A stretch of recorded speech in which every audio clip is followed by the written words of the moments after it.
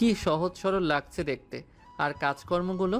আহানাপের পুরো গা কাটা দিয়ে উঠল। কি রকম হারে বজ্জাত বউ জুটেছে কপালে তার। ভাগ্যিস ছোট প্যান্ট ছিল তার। তারপরও এমন অবস্থায় একটা মেয়ের সামনে আহানাপের একটু হলেও লজ্জা লেগেছে। আহানাপ কুহুর ভেজা শাড়িতে চক্ষু বুলালো। এই শাড়ি কে চেঞ্জ করবে এখন?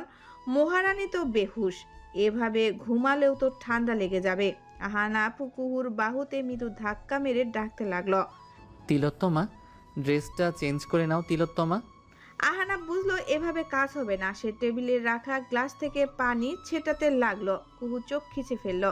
কিছুক্ষণ বাদে পিট করে তাকালো। নেশা পুরোপুরি কাটেনি তার। আহানাপের পরনে শুধু ভেজা প্যান্টটা। উদাম গায়ে আহানাপকে এত কাছে দেখে সে হেসে আহানাপের গলা জড়িয়ে টান মেরে বসে। আহানাপ পড়ে যায় তার উপর। আল্লাহ, আর কত কন্ট্রোল করবে সে? কুহু ঠোঁট নেড়ে কিছু বলতে থাকে। আহনাফ তা শোনার জন্য ওর মুখের কাছে কান নিল।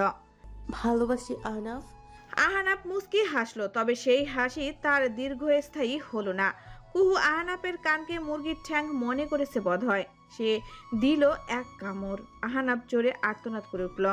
তিলোত্তমার বাচ্চা, ছাড় আমাকে। দজ্জাল বউ, ছাড় আমাকে। ও আল্লাহ গো! কুহুর থেকে বহু কষ্টে নিজের কান ছাড়ালো সে। কান ধরে আর্তনাদ করতে লাগলো সে। ও মা, আল্লাহ গো! তিলোত্তমার বাচ্চা। নেহাত ভালোবাসি তাই কিছু বলতে পারছি না, তা না হলে তুলে একটা আছাড় মারতাম। আল্লাহ গো! কি মজা মুরগির লেগ পিসটা, জীবনে খাইনি এমন। আহানাপ বোকা বনে গেল। তার কানকে মুরগির লেগ পিস বানিয়ে দিল। আহানাপ কুহুর মাথায় আস্তে একটা গাঁট্টা মেরে বলল। শালি পাগল, মাথা গেছে পুরো। কুহু আহানাপের এহেন কাজে ঠোঁট উল্টে কান্না শুরু করে দিল। হকচকিত হয়ে গেল আহানাপ। নিজের কাজে নিজেই বিরক্ত হলো সে। ঝুঁকে মাথায় হাত বুলিয়ে দিতে দিতে বলল। সোনা বউ আমার, কাঁদে না। সরি সরি, কাঁদে না। আমার বউ না ভালো? কুহু আহানাপের কথার মাঝে ঘটিয়ে ফেলল ভয়ঙ্কর এক ঘটনা। ভালো বউয়ের প্রমাণ দিল বোধহয়। আহানাপের চক্ষু চরক গাছ। হৃৎপিণ্ডটা এত জোরে লাফাচ্ছে যে মনে হচ্ছে বাহিরে এসে পড়বে। কুহু আহানাপের ওষ্ঠযুগল নিজের আয়ত্তে নিয়ে নিয়েছে। হাত দিয়ে বিছানার চাদর খামচে ধরল আহানাপ। আহানাপের ধৈর্যের বাত ভাঙল বুঝি কুহুর এমন কাজে। আহানাপ পারল না আর নিজেকে সামলাতে। চুম্বন দীর্ঘ করল সে। কুহু ছটফট করতে লাগলো, তবে আহনাফ এবার ছাড়ছে না। বাধ্য হয়ে কুহু জোরে এক ধাক্কা মারল তাকে। আহনাফ ছিটকে দূরে সরে এলো। কুহু গড়গড়িয়ে বমি করে দিল। আহনাফ ভরকে গেল। কুহু বমির মাঝেই বলল। কি খেয়েছিস বাঙ্গির পোলা? গন্ধ সিগারেট খেয়েছেন আবার? কুহু আবার বমি করলো। আহানাপ দূরে সরে এলো। কুহু জোরে জোরে শ্বাস নিচ্ছে। নেশা এবার কাটলো বোধহয়। আহানাপের মনে পড়লো একটু আগে বাথরুমের ঘটনার পর একটা সিগারেট খেয়েছিল। লজ্জাটা ভুলতে চেয়েছিল মূলত। আবার নিজের উপর রাগ হলো তার। এখন কি হবে? কুহুর দিকে অসহায় দৃষ্টি নিক্ষেপ করলো সে। তাকে উস্কিয়ে দিয়ে এমন ধমকাচ্ছে সে। আহানা ফোঁস করে শ্বাস ছেড়ে ওকে কোলে তুলে নিল। বাথটবে ছুঁড়ে মারল। কুহু পিট করে তাকালো। আহানাপ উঠে এলো বাথটবে। কুহু আহানাপকে তার দিকে আসতে দেখে কুকড়ে গেল। মানুষ পটেই কিছু ভেসে উঠতেই ফুপিয়ে কেঁদে উঠল। আবার কি হলো? কুহু কিছু বিড়বিড় করছে। আহানাপ কপাল কুঁচকায়। রেনান, ছেড়ে দাও আমাকে। আমার এত বড় সর্বনাশ করো না, ছেড়ে দাও। আহানাপ থমকে দাঁড়ায়। এরপর কুহুর পাশটায় বসে ওকে শক্ত করে জড়িয়ে ধরে বলল। রিল্যাক্স। রেনার নই, আহনাপ আমি। তোমার অনুমতি ব্যতীত তোমাকে আমি কিছু করব না। কুহু ফুপিয়ে কাঁদতে থাকে। আহানাপ ওর কপালে চুমু দিয়ে বলল। এখন তো আমার কান্না করা উচিত। বউ আমার আস্ত এক তারছিরা। এই রোমান্টিক মুডে গিয়ে উস্কাচ্ছে, আবার এই ভ্যাবে করে কাঁদছে। অথচ মাঝপথে আমার ইজ্জত ঠিকই মেরে দিয়েছ। আসো একসাথে কাঁদি। ও আল্লাহ গো! ও আব্বা গো! সূর্যি মামা উঠার আগেই আজ আহনাপ উঠে পড়েছে। সামনে তার এক্সাম। সে তো ভুলেই বসেছিল যে সে একজন স্টুডেন্ট। মনোযোগ তার পড়ার টেবিলে। ঘণ্টাখানেক পড়ার পর উঠে দাঁড়ালো সে। ঘড়ির কাঁটা 8টার ঘরে। আহানাপের ঘুম পাচ্ছে। সে কিচেনে গেল কফি বানাতে। যাওয়ার আগে কুকুর রুমে একবার উকি দিয়ে গেল। কি খেলাটাই না দেখালো কাল।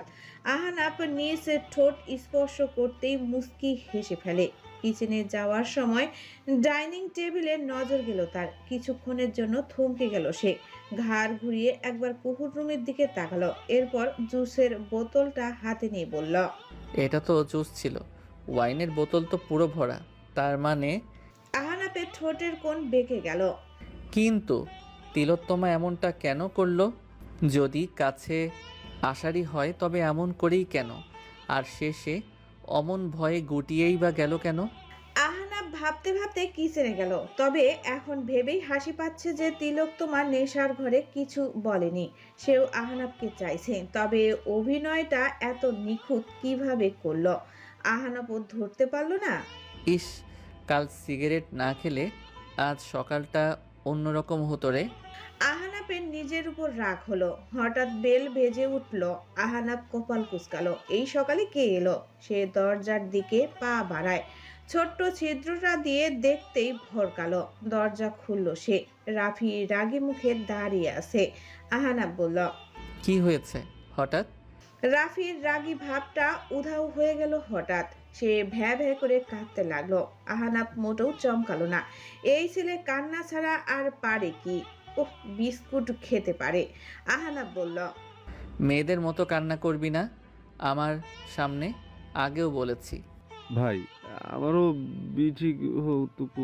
চুপ, তুই নিজে বুঝছিস যে তুই কি বলছিস? কান্না বন্ধ না করলে এক খুশিতে নাক ফাটিয়ে দিব। রাফি হেসকি তুলতে তুলতে আবার একইভাবে বলল। মম্র। আহনাব এবার নিজের পায়ের জুতোটা খুলতে নিলে রাফি বলে উঠল, রোদের বিয়ে ঠিক হয়েছে, তুমি কিছু বললে না কেন? আহনাব সোজা হলো। এরপর কিছু না বলেই ভেতরে চলে যায়। রাফিও দরজার লাগিয়ে পেছনে ছুটল। ভাই, ও ভাই, আমার রোদ। আহনাব 2 কাপ কফি বানিয়ে সোফায় এসে বসলো। একটা রাফির দিকে বাড়িয়ে দিল। রাফি নিয়ে টেবিলে রেখে বলল, ও ভাই, আমার একটু স্ট্রং হ রাফি, এভাবে মেয়েদের মতো করছিস কেন? তুমি বুঝবে কি করে আমার কষ্ট? তুমি তো বিয়ে করে শান্তিতে আছো। আহনাব মনে মনে হাসলো। সে নাকি শান্তিতে আছে। ওরে রাফি, গতকাল তোর ভাইয়ের ইজ্জত মেরে দিয়েছে তোর ভাবি। এই মধুর কথাটা কি আর বলা যায়? আহনাব গলা খাকারি দিয়ে বলল, বিয়ে ওই দিন হচ্ছেই, তবে কে যে কাকে করছে সেটাই দেখার বিষয়। মানে? আহনাব কিছু বলল না। রাফি বলল, ও ভাই, আমি কিন্তু রোদকে তুলে নিয়ে আসবো বলে দিলাম। আমার এসব সহ্য হচ্ছে না আর। তুই কিডন্যাপ করবি রোদকে? ও আল্লাহ। হাসার কি আছে? তুই এই কাজ করতে পারলে তো হয়েছিলই, বাদ দে। রাফির মানে লাগলো কথাটা। সে পারবে না। রাফির জেদ হলো এবার। আহনাব কিছু বলতে নিলে রাফি হাত উঁচু করে বলল। থেমে যাও ভাই। রাফি 3 বার ঘুরলো আহনাবের দিকে। এ যেন বাংলা সিনেমা চলছে। আহনাব কপাল কুঁচকায়। রাফি বলল, অনেক হয়েছে, আর নয়। এবার রাফি তার আসল রূপ দেখাবে। আহনাব কফিতে চুমুক দিয়ে বলল, বাব্বা, আচ্ছা তুই যদি এমনটা পারিস তাহলে আমি আহনাব তোর বিয়েতে লুঙ্গি ড্যান্স দিব, যা প্রমিস। তুমি লুঙ্গি নাচ দিবে? সিরিয়াসলি? হ্যাঁ। রাফি উঠে দাঁড়ালো। এরপর বলল, আর আমি রাফি যদি না পারি তাহলে টিকটক করে ধীরে ধীরে নিজেকে শেষ করে দিব। টাটা ভাই। রাফি ভীষণ ভাব নিয়ে চলে যেতে নিল। আহনাব পেছন থেকে বলে উঠল, টিকটক আইডি কি আমি খুলে দিব? রাফি দাঁড়িয়ে পড়ল। এরপর বলল, লুঙ্গি কি আমি কিনে পাঠাবো ভাই? আহনাব রাফির কনফিডেন্স দেখে বাহবা দিল, তবে মুখে বলল, সময় কথা বলবে। রাফি চলে গেল। আহনাব নিঃশব্দে হাসলো। শাহরিয়ার কুঞ্জে হইচই লেগে গেছে। শাহরিয়ার বংশের 2টো ছেলের বিয়ে একদিনে, এটা কি কম কথা? আগে থেকেই সবাই প্ল্যানিং শুরু করে দিয়েছে। রোদেলা ভার্সিটি যাওয়ার উদ্দেশ্যে নেমে এসেছিল, কিন্তু সবার এত হইচই দেখে আর বের হয়নি এখনো। কাকে কাকে নিমন্ত্রণ করবে সেই লিস্ট করা হচ্ছে। এ বলছে তার নাম লিখেছো, সে বলছে এর নাম লেখো, ভালো উপহার আনবে। আবার একজন বলছে একে দাওয়াত দিলে কাচের বাটি দিবে, একে দাওয়াত দিও না। মূলত লিস্ট করছিল জেরিন বেগম আর আনিশা বেগম। অখিল শাহরিয়ার আর সাজ্জাদ শাহরিয়ার শুধু দেখে যাচ্ছে এদের। রাহুল বলল, সবাইকে জানিয়েই বিয়ে করব। কিপটামো না করে সবাইকে দাওয়াত দাও। বেবি, তুমি কি ভার্সিটি যাচ্ছ? সবার সামনে বেবি বলায় রোদেলা একটু ভরকালো। জেরিন বেগম আর আলিশা বেগম মিটিমিটি হাসলেন। রোদেলা জবাবে বলল, হ্যাঁ। আসো পৌঁছে দিয়ে আসি। না লাগবে না, আপনি তো মাত্র ঘুম থেকে উঠলেন বোধ হয়, আমাকে ড্রাইভার আঙ্কেল পৌঁছে দিবে। রাহুলের ভালো লাগলো কথাটা। মেয়েটা খেয়াল করেছে যে সে মাত্র ঘুম থেকে উঠেছে। ভালো লাগা কাজ করলো তার মনে। সে মুচকি হেসে বলল। আচ্ছা যাও তাহলে, আমি নিয়ে আসবো বরং। রোদেলা মুচকি হেসে উঠে দাঁড়ালো, বিদায় নিয়ে বেরিয়ে গেল।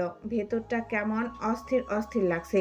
রোদেলা ফোঁস করে শ্বাস ছেড়ে গাড়িতে বসলো। জানালার কাজ খুলে দিল সে। একটু প্রকৃতির হাওয়ার প্রয়োজন। রোদেলা মুখটা বাহিরে নিয়ে প্রাণ ভরে প্রকৃতির সুবাস নিতে চাইল। বিধিবিধান। পাশ দিয়ে গরুর চামড়া বহনকারী একটা গাড়ি যাচ্ছিল। বিশ্রী গন্ধ একটা। রোদেলা প্রাণ ভরে সেই গন্ধই নিল। গন্ধে ভেতরটা উল্টে আসতে চাইল তার। ওয়াক করে উল্টালো। চোখ মুখ খিচে মাথা ভেতরে আনে। দ্রুত জানালার কাজ আটকায়। শালার জিন্দিগি একটা আমার ফাক, জন্মের মতো সুবাস নিয়ে নিয়েছি প্রকৃতির। রোদেলা গা এলিয়ে দিল সিটে। গন্ধটা এখনো নাকে লাগছে তার। উফ, কি জ্বালা। রোদেলা পানির বোতল বের করলো ব্যাগ থেকে। মুখে দিতে যাবে, ঠিক সেই সময় গাড়ির সজোরে ব্রেক কষে রোদেলা হুমড়ি খেয়ে পড়ে। পানিতে জামা ভিজে গেল তার। কপালে আঘাত পেয়েছে। সে বলে উঠল। চাচা, এটা কি করলেন? হঠাৎ গাড়ি এসে পড়লো একটা। আপনি ঠিক আছেন? কোন বালে আসলো সামনে? উড়াই দিবেন না একদম, আমি তো ছিলামই, শালা মরলে বুঝতো। হঠাৎ সামনে গাড়ির থেকে হাফ প্যান্ট আর টি শার্ট পরা রাফি নেমে এলো। হাতে বিস্কুটের প্যাকেট। রোদেলার মাথা মুহূর্তে গরম হয়ে গেল। রাফি গাড়ির কাছে নক করল। রোদেলা বিরক্ত নিয়ে তা খুলল। এরপর বলল। কি চাই? রাফি বিস্কুট মুখে দিয়ে হেসে বলল। তোমাকে। হোয়াট? আহনাব ভাই তোমাকে নিয়ে যেতে বলেছে। আজকে নাকি শপিংয়ে যাবে, তাই আসো। রোদেলা কপাল কুঁচকালো। কেউ তো কিছু বলল না তাকে এই বিষয়ে। আর আহনাব ভাই আর মানুষ পেল না, এই বিস্কুটখোর মদনকেই পেল। রোদেলা বলল। আমার গাড়ি আছে, আমি যেতে পারবো। রাফি সাথে সাথে বাদ ছেদে বলল। না না, আমার সাথে যেতে হবে, ভাইয়ের নির্দেশ। তা না হলে তোমার মতো চোরনিকে কে গাড়িতে নেয় বলো? রোদেলা খেপে গেল কথাটা শুনে। সে কিছু বলতেই মুখ খুলতে নিলেই রাফি তার মুখে বিস্কিট পুরে দেয়। এরপর গাড়ির দরজা খুলে বলল। ঝগড়া করার মুডে নেই, জলদি আসো, আমার আবার অনেক কাজ আছে। তোমার মতো চোরনিকে এই রাফি নিজে ড্রাইভ করে পৌঁছে দিবে, সেটার জন্য তোমার কৃতজ্ঞতা প্রকাশ করা উচিত। রোদেলা ফোঁস করতে লাগলো শুধু। ইচ্ছার বিরুদ্ধে গিয়ে গাড়ি থেকে নামলো। ড্রাইভারকে বলল। চাচা, আপনি বাসায় চলে যান। ড্রাইভার সম্মতি জানিয়ে গাড়ি ঘোরালো।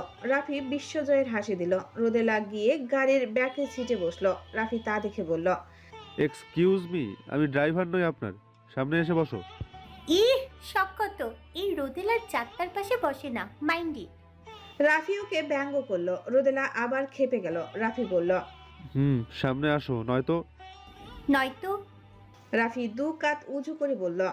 নয়তো আমিও গাড়ি স্টার্ট করব না, আর ভাইকে বলবো তুমি রাজি হওনি যেতে। ভাইয়ের রাগ তো জানোই। রোদেলা ভারী বিরক্ত হলো। মনে মনে রাফির গুষ্টি উদ্ধার করতে সামনে এসে বসলো। রাফিও বসলো। রাফি ভাবছে বিস্কুটের প্যাকেটটা এখনো আস্ত আছে।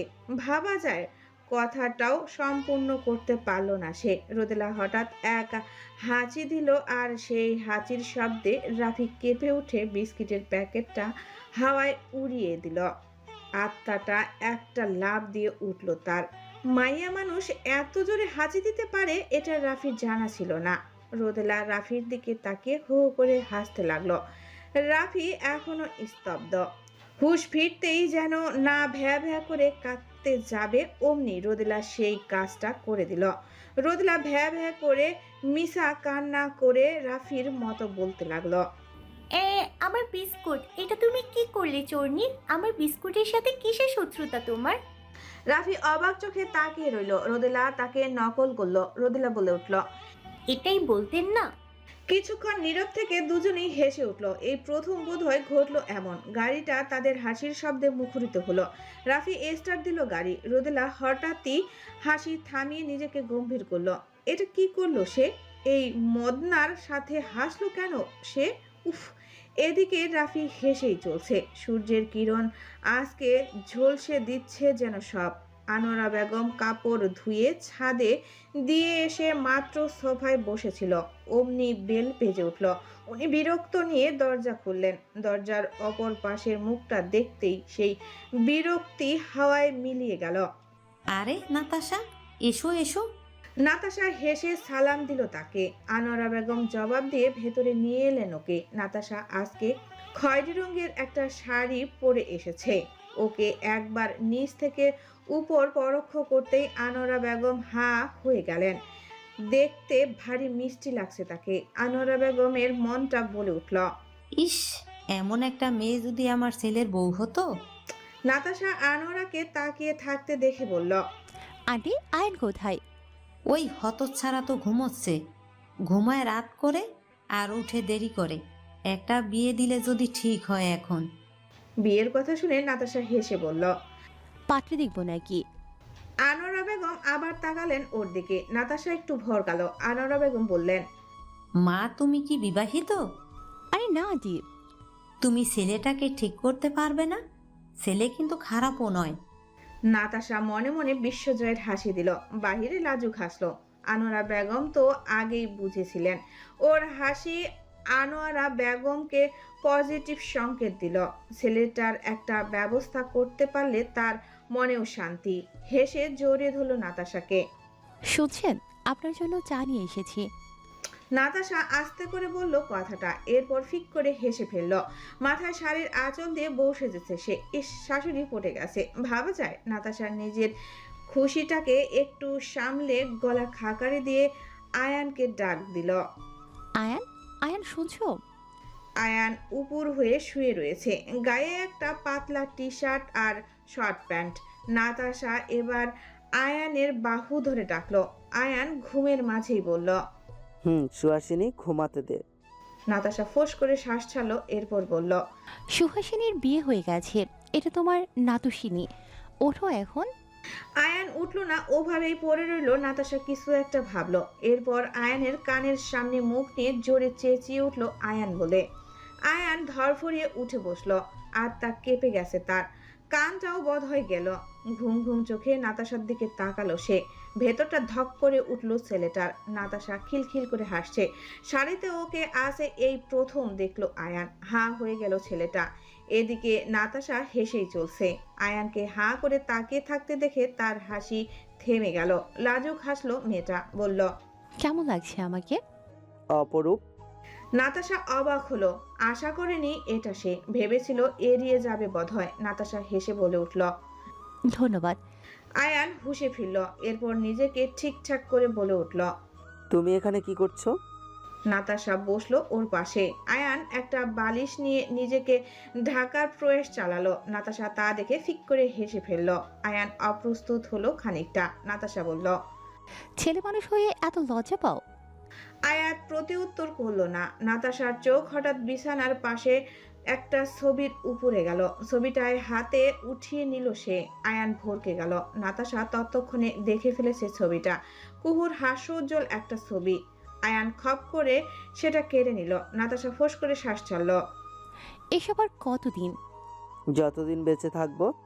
কুহু আহনাফের সাথে সুখে সংসার করছে, আর তুমি এভাবে কেঁদে কেটে ভাসাচ্ছ। তোমার কি উচিত না একই কাজ করে ওদের মনে জ্বালা ধরিয়ে দেয়া? মানে? তুমিও সেম কাজ করো, বিয়ে না করো, গার্লফ্রেন্ড বানাও, ওদের সামনে তাকে নিয়ে ঘোরো। ওকে বুঝিয়ে দাও যে আয়ান সিদ্দিকী তার জন্য মরে যাচ্ছে না। আয়ান সিদ্দিকীর তাকে ছাড়াই চলে। বুঝিয়ে দাও যে আয়ান সিদ্দিকীকে না বেছে নিয়ে সে কত বড় ভুল করেছে। গার্লফ্রেন্ড অথবা বউ যেই হোক, তাকে কুহুর সামনে নিয়ে গিয়ে কেয়ার করো, ভালোবাসো, জ্বালা ধরিয়ে দাও। জাগো আয়ান, জাগো, জেগে ওঠো আয়ান সিদ্দিকী, জাগো। আয়ান হঠাৎ জোরে গর্জন করে উঠল। নাতাশা ভয়ে খাট থেকে পড়ে গেল। পাশের বাড়ির ছাদ থেকে দুটো কাক কা কা করতে করতে উড়ে গেল ভয়ে। আয়ানের চোখে আগুনের আভা। সে বলে উঠল, তুমি ঠিক বলেছো নাতাশা। আয়ান সিদ্দিক বুঝিয়ে দিবে তাকে যে সে কত বড় ভুল করেছে আয়নকে বেছে না নিয়ে। তুমি সঠিক সময়ে সঠিক কথা বলেছো নাতাশা। তুমিই আমার সত্যিকারের বন্ধু নাতাশা। নাতাশা। নাতাশা হাত উঁচু করে নিচ থেকে বলল, আছি আছি। আয়ান ভরকে গেল ওর দিকে তাকিয়ে বলল। তুমি নিচে কি করছো? কিছু না। রান্নাঘর থেকে আনোয়ারা বেগম চেঁচিয়ে উঠলেন। এমন করে চেঁচাচ্ছিস কেন রে? অজাতের বংশধর, খুন্তি নিয়ে আসবো নাকি? আয়ান খুব খুব করে কেসে উঠল। কিছুদিন আগেও বাড়িতে অল্প কিছু হলেও সম্মান ছিল তার। বাড়িতে বেশি দিন আছে বলে সেটাও আর তার মা এখন তাকে দেয় না। আয়ান সে সব ভাবলো না আর, সে বলে উঠল। কিন্তু মেয়ে পাবো কোথায় আমি, নাতাশা? নাতাশা কোমর ধরে উঠে বসলো, মনে মনে বলল। কারা নাকি বে? চোখের সামনে এত সুন্দর মেয়ে দেখেও জিজ্ঞাসা করছে মেয়ে কোথায় পাবে। নাতাশা একটু ভাবুক হওয়ার ভান করলো, এরপর বলল। এমন একজন যাকে তুমি খুব বিশ্বাস করো, তাহলে সুবিধা হবে। আমার তো তুমি ছাড়া মেয়ে বন্ধু নেই। নাতাশা। নাতাশা বুঝলো আয়ান কি বলবে। মনে মনে বাঁকা হেসে নিজেকে বাহবা দিল সে, মুখে বলল। বলো। নাতাশার ভাবনায় গোবর ঢেলে আয়ান বলল। তোমার পরিচিত কেউ নেই?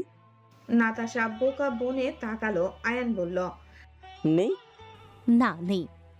নাতাশা কথাটা বলে উঠে চলে যেতে নিল। নাতাশাকে কি ওর চোখে পড়ে না? আয়ান এদিকে বুঝলো না নাতাশার রাগের কারণ কি। একটা ভেবে সে নাতাশা বের হওয়ার আগেই বলে উঠল। তুমি আমার গার্লফ্রেন্ড হবে? মিথ্যা মিথ্যা। নাতাশার পা থেমে গেল, ঠোঁটের কোণে হাসি ফুটে উঠল, পেছনে ঘুরে বলল। এত করে বলছো বিধায় রাজি হলাম, তা না হলে আমার এসবে একদম ইন্টারেস্ট নেই। নাতাশা বলেই চলে গেল। আয়ান হাবার মতো তাকিয়ে রইল। সে এতবার কই বলল। সে যাই হোক, এবার সে বুঝবে কুহুকে যে সে কত বড় ভুল করেছে। আয়ান পৈশাচিক হাসি দেয়। ঘড়ির কাঁটা 10-এর ঘরে পৌঁছাতেই কুহুর ঘুম ভাঙল। পিট পিট করে তাকাতেই চমকে উঠল। আহানাব একদম তার মুখের সামনে, তার দিকে তাকিয়ে কুহু কাপা কাপা স্বরে বলল। কি কি দেখছেন? তোমাকে। কুহুর হঠাৎ কাল রাতের কথাগুলো মাথায় আসতেই ভয়ে ঘিরে ধরল। কি নাটকই করলো সে কাল। কিন্তু আহানাব তাও তাকে কাছে টেনে নেয়নি। শেষে যদিও কুহুর নিজেরই অতীতের কথা মনে পড়ে বাজে হাল হয়ে গিয়েছিল, কিন্তু আহানাব তো চাইলেই পারতো সেসব অবজ্ঞা করে জোর করতে। কারণ কুহু যেভাবে উস্কিয়ে দিয়েছিল তাকে, তাতে ছেলেটা সত্যি ভালো। কুহুর মনে আর সন্দেহ নেই। রেনান ভুলভাল বুঝিয়েছিল তাকে গতকাল। কিন্তু ভয়টা হচ্ছে আহানাব কি বুঝে গেল। আহানাব হঠাৎ ওর দিকে আরো ঝুঁকলো। তার নিঃশ্বাসও কাউন্ট করা যাবে, এত নিকটে সে। কুহু একটা শুকনো ঢোক গিলল। আহানাব তার সিগারেটে পড়া ঠোঁট নেড়ে বলল। গতকাল সিরিয়াস করে পরে ওভাবে দূরে সরিয়ে দিলে, দ্যাটস নট ফেয়ার তিলোত্তমা। কুহুর ভেতরটা কেঁপে উঠল। সে কিছু বলতে নিলে আহানাব তার ঠোঁটে আঙ্গুল স্পর্শ করে বলল। হিস, কোনো কথা নয়। নর্মাল একটা জুস খেয়ে আপনার নেশা হয়ে গেল ম্যাডাম। এত নাটক কেন করলেন? ধৈর্যের পরীক্ষা নিতে? তবে এখন বলুন তো, আমি কি পাশ করেছি এই পরীক্ষায়? আহানাবের গরম শ্বাস আছড়ে পড়ছে তার মুখের উপর। কুহু কিছু বলে না। আহানাব আঙ্গুল সরিয়ে নিয়েছে, তবে কুহুর উত্তর না পেয়ে বলল। I think I win, right? কুহুর ঠোঁট কামড়ে উপর নিচ মাথা নাড়ে। আহানাবের ঠোঁটের কোণ বেঁকে গেল তা দেখে। এখন তাহলে আমার প্রাইসটা? আমি আসলে ওভাবে কিছু করতে চাইনি কাল। আহানাব তার কথা সম্পূর্ণ হতে দেয় না, বাধা দিতে চায় তার ওষ্ঠের দ্বারা। কুহু ভরকায়। পুরো কথাটা শোনার দরকার তার। কুহু ডান দিকে ঘুরে গেল, তাই আহানাবের ওষ্ঠ তার গালে স্পর্শ করলো। আহানাব বিরক্তিতে সূচক শব্দ করলো। কুহু বলল। পুরো কথাটা শোনার আগে আমি কালকে সব রেনানের কথাতে ভুল বুঝে করেছি। আহানাপের রাগ উঠে গেল এমন সময় রেনান নামক আপদটার কথা বলাতে। কুহু বলে উঠল। সে আমাকে গতকাল উল্টাপাল্টা বলেছে যে আপনি আমাকে শুধু ভোগ করতে বিয়ে করেছেন। আপনি। আহানাপ আচমকা কুহুর হাত ছেড়ে দিল। ও বললো আর তুমি বিশ্বাস করে ফেললে? কুহু কিছু বলতে নিলে আহানাপ তাচ্ছিল্য করে হেসে বলল। ওয়াও, এই বিশ্বাস তোমার আমার উপর? ও, তুমি তো আমাকে ভালোই বাসনি কোনোদিন, বিশ্বাস করবে কেন আবার? আহনাফ। আহানাপ উঠে গেল, এরপর বলল। একটু আগে আমার কাজের জন্য আমি খুব দুঃখিত। আপনার যদি মনে হয় আমি আপনাকে এই জন্যই এখানে রেখে দিয়েছি, তাহলে প্লিজ চলে যাবেন, আমি আটকাবো না। আহানাপ কথাগুলো বলে চলে যেতে নিলে কুহু তার হাত ধরে ফেলল। আহনাফ, ভুল বুঝছেন আপনি আমাকে। আমি ওকে বিশ্বাস করিনি। আমি তো শুধু শুধু গতকালকের নাটকটা, হ্যাঁ, তুমি একটু হলেও বিশ্বাস করেছো কুহু, বাদ দাও। কুহু আহনাপের মুখে কুহুর ডাকটা বড্ড বেমানান লাগে। বুকটা চিনচিন করে উঠল। কুহু হঠাৎই ভাঙ্গা স্বরে বলতে লাগলো, আহনাফ, ভুল বুঝবেন না প্লিজ। আপনাকে বিশ্বাস না করলে আপনার কাছে নিজেকে সঁপে দিতাম আমি, বলুন। বললাম তো বাদ দাও, তবে এমন কিছু মনে হলে চলে যেও কুহু। আহনাফ শাহরিয়ার কেমন তা সে মুখে বলে বোঝাতে চায় না। যেদিন চিনবে ঠিক করে সেদিন ফিরে এসো বরং। হাত ছাড়ো কুহু, ছাড়ো। আহনাব কুহুর হাত ঝাটকা মেরে সরিয়ে চলে যেতে নেয়। আহনাব মনে মনে কাউন্ট করছে আর দরজার দিকে এগোচ্ছে। 1 2 3 4 5। কুহু দৌড়ে এসে আহনাবকে জাপটে ধরলো পেছন থেকে। কাঁদছে মেয়েটা। এইভাবে কষ্ট দেবেন না আহনাফ। আমি আপনাকে ছাড়া থাকার কথা যে এখনো ভাবতেও পারি না।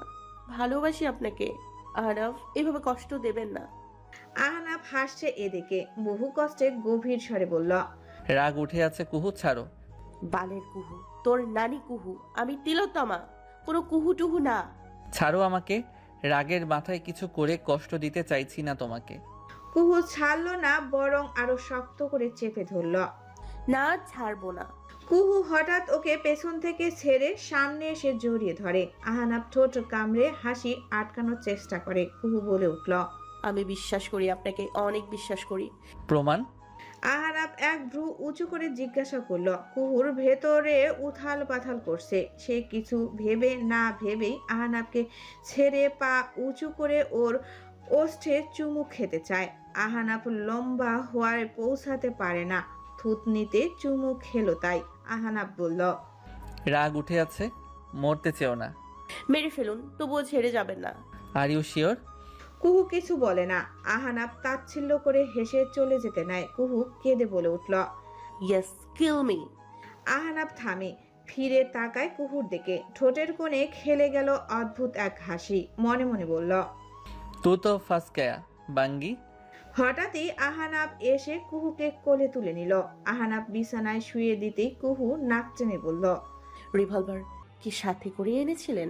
এখানেই মারবেন? আহনাব থেমে গেল, বলদ হয়ে গেল। সে বলল, রিভলভার দিয়ে কি করব? আপনি না বললেন যে মারবেন?